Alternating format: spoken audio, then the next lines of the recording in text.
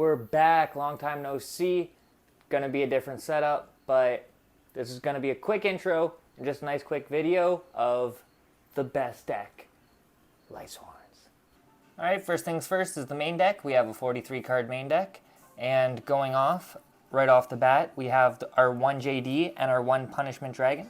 Those are searchable off of our Lightsworn Dragonling. Now, we usually will be searching this card on our first turn. We have Weiss, Lightsworn Archmage, all three.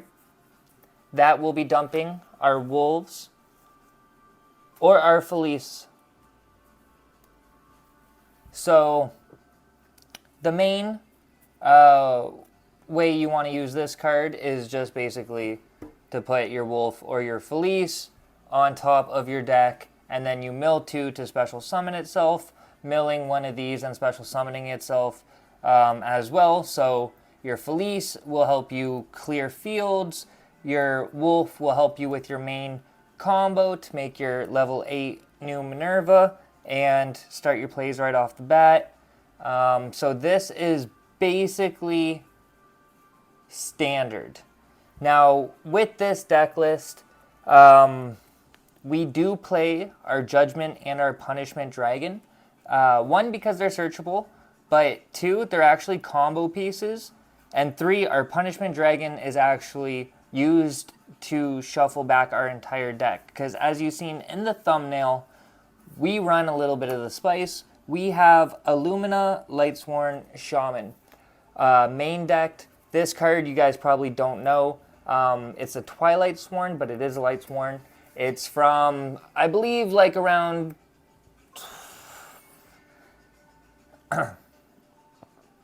It's from a couple years ago, and it came out with the Punishment Dragon. And basically, with the new Minerva being able to banish up to 4 Lightsworns right off the bat, it makes our Punishment Dragon live almost every turn. And not only that, our Punishment Dragon is actually a quick effect, and it's one of the few terms of disruption that Lightsworn can actually set. And speaking of disruption, we play Lightsworn Aegis, however you would pronounce that. Now, I thought this was the same thing as Tearlament Celiac, whereas you basically tributed one of your Lightsworns to negate a monster effect, but it is not. It actually negates all face-up cards on the field for as many Lightsworns as you have, and many times with this end field, you'll end on either your big Minerva if your play gets cut short, or if you want to leave your punishment on the field. I will show you guys maybe an in-depth breakdown on my turn 1. It's actually pretty crazy, but I usually end with a Punishment Dragon, an Aegis, Minerva, this Minerva, so you get the 2 negates minimum. You usually end up with an Omega. Your board is actually pretty crazy. So we're getting a little bit ahead of ourselves, but yes, our Punishment Dragon and our Aegis are terms of disruption on our opponent's turn, our setup within our own Lightsworn archetype. So that's why this deck works the way it does. Also, anytime we get shifted, we don't care, because we want up to 4 names in our graveyard. This shuffles everything except for Lightsworns from your banished and your graveyard back. So your other engines, you can shuffle back regardless. So you don't worry about getting banished. And if you get your stuff banished right off the bat while you're milling, you can always search this through Charge of the Brigade. You can actually search any of them. Also, when your Weiss is milled and sent to the graveyard, it can target and special summon any Lightsworn and special summon it. from the graveyard. So that's also how you could summon your Lumina. Also, your Lumina is not level discriminant. You know what I'm saying? It brings any Lightsworn back from Banished. So that is including your big Minerva. So I will very often banish this with Lumina's effect. So if you have 4 in the graveyard from your Minerva, you end up overlaying, like I usually do, if I just get the JD, hard draw it, whatever it is, before you banish the 4, you special summon your JD, you banish the 4, and then you can overlay for Hope Harbinger, and there's another little secret. I'm getting ahead of myself, but I just want you guys to see how this deck actually works. It is super cohesive. Everything works within itself. I did so much testing on this. I was almost about to give up Yu-Gi-Oh, but this deck is actually keeping me in it. Just figuring all this out. I've been trying to figure out for years since this card came out how to make it work, and this synchro really ties everything in. So yeah, so that's it for your Lightsworn engine. That is your complete Lightsworn engine, monsters and all, for your main deck. You can see it's not too big. This is a 43 card deck. We'll leave those there just so you can see in the background. Next up, we will show you guys we play a tier element package. So we got the 3 field spell. We only play power cards. You guys might think like Felice and Wolf are bricks, but with these cards over here, none of these cards are bricks anymore. You want to see Lightsworns in your hand. You can always search more Lightsworns to your hand. You can always get them out. With your Primeval Planet Paralorino, you have all the ones that are limited. You have your Shayrin to help ditch any other of your Lightsworns from your hand if you didn't want them, right? The Shayrin just ditches any. Your Merly, I usually cut this, but honestly, you go through all your Lightsworns and you end up not really having to use your normal summon, like I said, because depending on how it goes, you don't even ever have to summon your Lumina. So it is nice to actually search, and if you start with a Merly to just normal summon, it's an extra body. It helps. Havness, honestly, it's not bad. I've even just normal summoned it sometimes. Like, your board gets so fat. I've also seen I don't have room to use my Havness sometimes on turn 2. Like, I've actually searched it and haven't been able to use it just because of so much. But you want to see the bodies. I just wish maybe Shayrin could be bumped up. But you want the different names. So I play one of each. And with my Rhino Heart, I'm finding more plays. There will be another version of this, maybe with more tier elements. But that is it for the monsters. It's just one of each. And they all really work within themselves. Like, I don't want to get too ahead of myself. So we'll just keep showing you guys. The Scream, the one Scream and the one Solic are actually really, really nice. They play with each other. And with your Punishment Dragon, you can shuffle all of these back. So even though you only have the one, and sometimes you may miss an opportunity to go more plus, let's say if your Scream gets popped and you already have access to your Solic or whatever it is, sometimes you'd be like, oh, I wish I had the second, but you don't actually, because it clogs this deck. Like, Solic in hand doesn't help as much unless you have a perfect way to dump your Rhino Heart or whatever it may be. You can still make everything work, but one of your Scream and one of your Solic works best for me. We got the one Terraforming, like I said, only power cards. So like the one ofs, if anything, your Solic would be a brick to me in this deck more than anything. The Foolish Burial dumps any of your monsters. Very helpful. To be honest, half the time I end up dumping my Shadol, just so I have access to my window play right off the bat. And yeah, like it's just, you can dump anything in this deck. It's perfect. Nothing you have to really say about that. Shadol Beast, I am testing the Shadol Dragon, the one that pops a card. And you can actually pop your own Scream, and you can pop your own Solic if you have to, by ditching it from hand with your Shay Rin. It lets it go off, and then you pop a card. Same way as this lets you draw, but the other one is a level 4, and it's just more cohesive, and you can normal summon it if you end up drawing it. And let's say you end up... I've had it where I've drawn a Shadol Beast and a Felice, and like, let's say some other non-engine starters, and that I just wish like it was a level 4 that I could actually normal summon to do with my... You usually end up getting at least 2 monsters on board if you can at least like, if you have the worst hand, you know. If it was a 4, I'd be able to at least go into rank 4 or something. So anyways, that being said, I am testing the other one, but either teach their own. Anyways, next up, we got the Magnemite and the Druid Worm. Your Magnemite actually searches your Dragonling. So if you have a really horrible hand and you're going second, you can like Bestial to get a starter to your hand.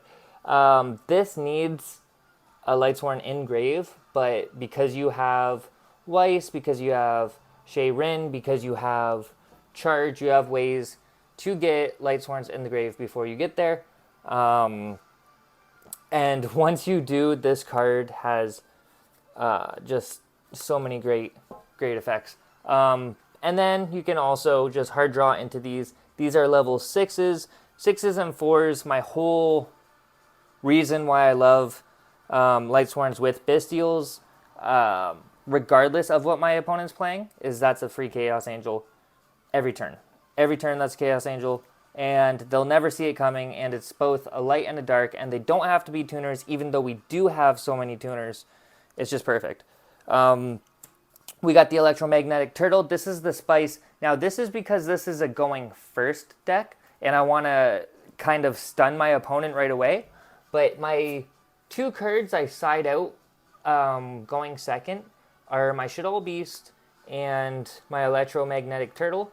And to make it more cohesive, because they work with that deck a little bit cleaner, Medora and Keldo will shuffle anything back, banishing themselves. So if you're about to pay the 1,000 to Punishment Dragon, shuffle all cards from your grave and your Banish Zone back into your deck. What you would do is, before you do that, you Keldo, you shuffle any Lightsworns that you would want back into your deck. It banishes itself, and then you would just shuffle it back into the deck with Punishment Dragon. So these, if you guys don't like my little spice, these make it a lot more cleaner, and then you guys can digest that a little bit better, and you go, oh, okay, now I can see how he's saying it's the best deck. But this is just my little bit of spice. I understand it doesn't make it as easy, but it just makes the ceiling a little bit higher. If I'm able to even just open up a Shay Rin and a Turtle, if you do this as your first play, they'll usually forget about the Turtle, and then they'll just try and attack or go to battle phase to get over a problem and not even think, oh yeah, he has a Turtle in his grave. So that's just the way. And then, like I said, game 2, I side these out. So they think in the back of their head they have to worry about these. So that's it for the main engines within the deck. Now for the hand trap board breaker aspect of the deck, your defense or your extra offense, whatever you guys want to count that as, we play board breakers. Why do we play board breakers when we're going first? Well, we're playing quick spell board breakers. All right. We got the 3 Forbidden Droplets. Honestly, they're only going to put up 1 or 2 monsters that might screw us over.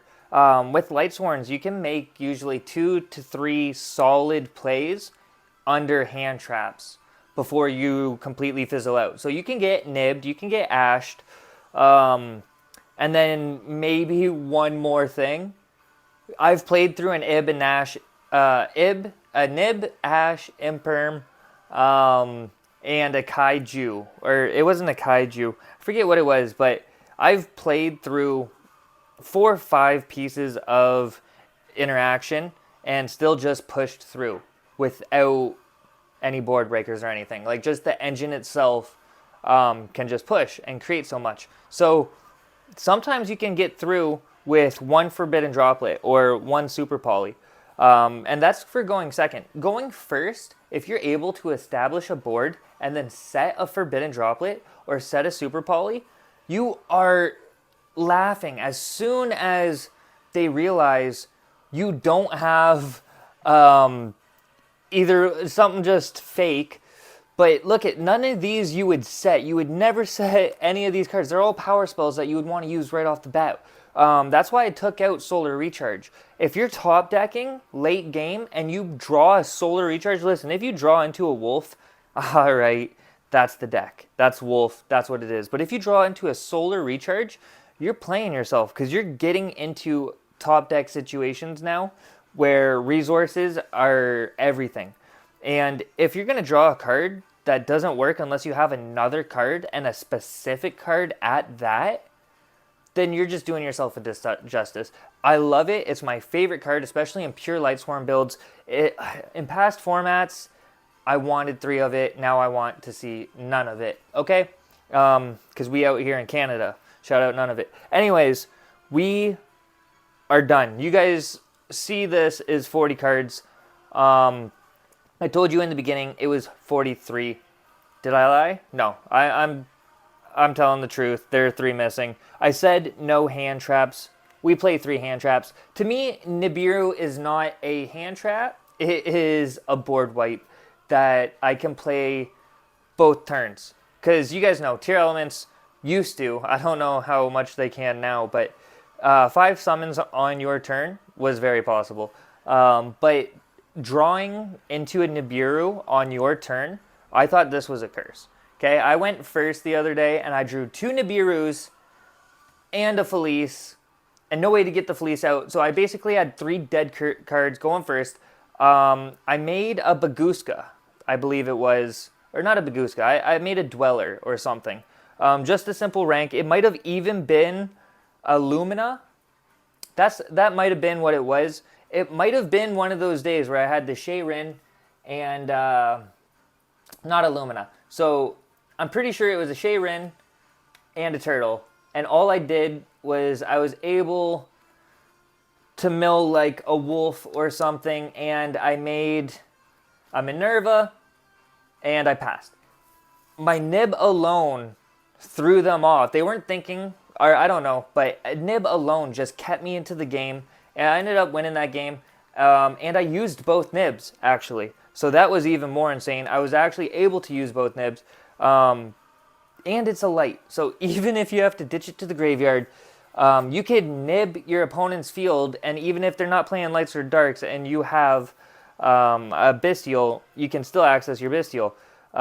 That's why I would choose nib. I was thinking some sort of card to push us to 43. Unfortunately, we're not able to play Grass is Greener. That's how I was trying to build this deck. If we had access to the Kashtira engine, we could push it to 50 and then put Grass is Greener in there. But we are not trying to push it to 50 with this. All right. If Tier Elements came back a little bit, maybe.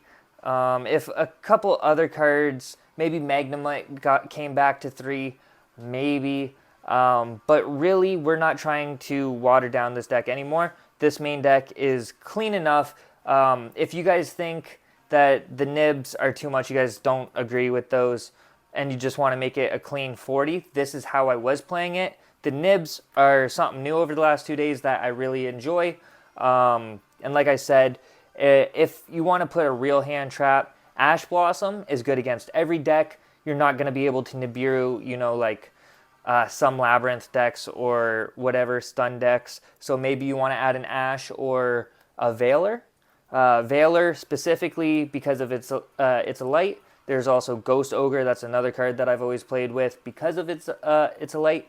And a lot of the time when I play Lightsworns, I played Galaxy Soldiers. If you don't know, they have to ditch a light monster. So that's why when I was playing hand traps and Galaxy Soldiers, I would always choose, Nibiru's, Ghost Ogres, and Veilers. So that's it for the main deck. That's my explanation. If you guys do not like the Winda, or you guys do like the Winda, but you guys don't like the turtle, feel free to throw in your Medora and your Yugioh.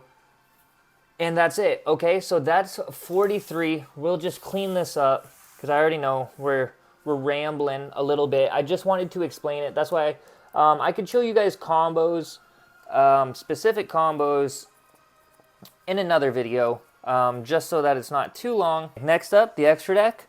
I've already hinted at it. We have the 1 Minerva, the 1 Omega, and the 1 Chaos Angel. So these are the synchros that we're playing. You can also play a level 7. If I was playing multiple field spells, like I said with the Kashtira engine, if you're playing the 1 field spell, also you can play a more heavy spellcaster engine with this. Also, I know you guys, there's the spice that you guys might be thinking that's in the thumbnail. It's coming up, okay? Because I understand what I haven't talked about yet, and I know what the idea is for the thumbnail. So it's coming. Anyways, for the extra deck, you can also play a level 7 because you quite often end up with your Lumina and a Felice. Now, I don't play Michael because Michael needs a non-tuner light monster. So it doesn't work this way. But if I were to play a level 3, more level 3 lights, then I probably would. But because of this, we don't. You can side deck some level 7s, or you can main deck some level 7s. And you can also play Destrudo, but we were trying to cut down on the bricks. Okay? We're trying to make this as meta as possible. So next up, we have our Minerva, our Time Thief Redoer, our Baguska, our Dweller. Push these down.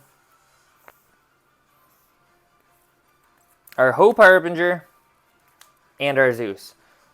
Pretty hefty XYZ lineup. These can change. I'll let you guys know the ones that can change right now. Your Time Thief Redoer, okay, is main in part to your ability to end with a Shayrin and another random level 4.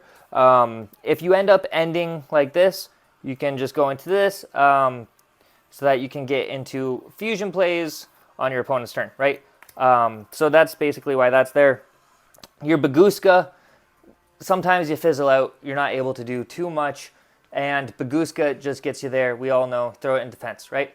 Dweller, same thing. If you have a hint at what your opponent's playing, maybe they use their Tear Element Haveness against you and give you a hint, then you can go into a Dweller. Dweller is just good because you end up with so many extra level 4s on your field that you just can make an extra level 4. And I usually never want to go into a Baguska because your Minerva is already going to be made. And if it's just 2 Lightsworns, you don't really want to make a Time Thief Redoer. You can, but to have an extra form of disruption, it's nice. It's nice. So that's the lineup for that. Hope Harbinger is part of your finishing play. Like I said, you usually end sometimes with both. So you search through your combo one of your JD or your Punishment Dragons. But let's say you already had one and you search the other. Before you banish everything, you just make your JD, you banish everything, you overlay, boom, boom. So this is how the, like I said, this combo, if you guys want the video, let me know. It's a beautiful thing, but I don't want to tattle on myself because Konami might see this and ban all my favorite stuff, and I don't like it because we already lost Beatrice. All right, so next up. It's okay, though. We don't need Beatrice. We could play Lynx in this deck, but we are not due to space, but we do play a ton of fusions, and you guys might be thinking, why are you playing this piece of poop? I just told you guys how easy it is. So if you search one of these to hand, if you don't draw the other one, you mill the other one. And I showed you how easy it is to summon one of these. So if you summon one and the punishment's in the graveyard, you want quick effects on your field most of the time. So you throw this in defense. What this does is you can pay 2,000 life points, quick effect, and banish all other cards on the field and in the graveyards. You could do that on your opponent's turn. So that's why you play that card. If this card gets popped, then you special summon both your JD and your Punishment Dragon, and then your Punishment Dragon can pay 1,000 and shuffle everything back into your deck, right? So it's pretty crazy. I've done it.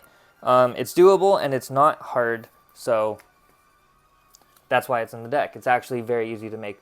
Your Kaleido Heart is very easy to make, but I don't want to keep making it on my turn when I go first, so that's why the Time Thief Redoer, you can set it up just to keep your mills. You just don't set off certain fusions, and you just leave them in the grave until you can, get it going with your Time Thief Redoer on your opponent's turn. And then if you have your field spell and your Kaleido Heart set up, you get your 1/2 pop. Nice as that. You got your El Shaddai Winda. Now, going second, I will show you guys what you side out. But this is one of the cards you side out. Because I told you guys you use, what is it, Dragon? There's a huge pile of cards on the table now. But you guys know, the Shaddai card, Beast. It's Beast. So if we're siding this out, we're going to side out Winda. Easy as that. Mud Dragon, Garura, and Dragostapelia. Dragostapelia doesn't need to be here, but because you end up making fusions so often, like I said, you already are shuffling everything back with your Punishment Dragon, but I always liked that Predaplant Dragostapelia is basically shuffling one of your spent fusions back into your extra deck for a follow-up play. So, and it's further disruption. Anything that you can use to disrupt your opponent, especially with Apogon, a lot of decks don't have anything inherently that they can do. So the more ways that we can stop randomly different decks, we become a nuisance. We're able to play around so many different things. We're able to do so many different things. People aren't able to keep up. We can find their weaknesses, expose them. Our weaknesses are things being banished. So what did we do? We made that a strength. That's what you're supposed to do in life, so that's what we're doing with our deck. Lightsworns, let's throw a shifter at them. Well, thank you, because when we side deck, we throw shifters at ourselves. If we're playing any deck that's weak to shifter, now it doesn't heighten our ceiling. If we wanted it to heighten our ceiling, that's when I say we play the Kashatiras, or we would play other decks, right? Like Thunder Dragons mixed in or something like that. Basically, we just want to not lose to shifter. So us having a built-in way to get our Lightsworns back, or even just having built-in ways that our Lightsworns, it's beneficial for them to be banished, we hurt our opponents more. We're able to deal with it ourselves. And when we side out, we side all our tier elements out. So everything that you don't want to banish, you side it out going second. So that's why we don't main this. You could main these instead of your nibs, but that's why we don't main them. Just because some decks, especially rogue decks, everybody's thinking the same thing, is to main shifter. So we just don't want to lose to shifter, but we still want to be able to play it ourselves for all those meta decks right now that are losing to them, that are tier 1, tier 2, right? So we take out our 10, I believe it's 10 cards, including terraforming, and we throw in 3 shifters, 3 tactics, 3 dark rulers, no mores, and then our 1 Lila, right? So now going second, anything, if they're trying to set up a floodgate, boom, we got our Lila that we can search, that can pop the back row. We banish any of their stuff. We got our triple tactics talents, and then our dark ruler no mores for further board wipe. They're not gonna probably expect, maybe they will, but we're doubling down, and we're switching everything to shifter. So our tiers, it's the 4 monsters, the 3 field spells, the trap, scream, and terraforming. That's everything that you side out. All right. So I already said how you guys side these 2 cards in. You would side these in. You could side them in for other cards, but basically for Turtle and for Beast, that's what I side these in, going second, shuffle different things back.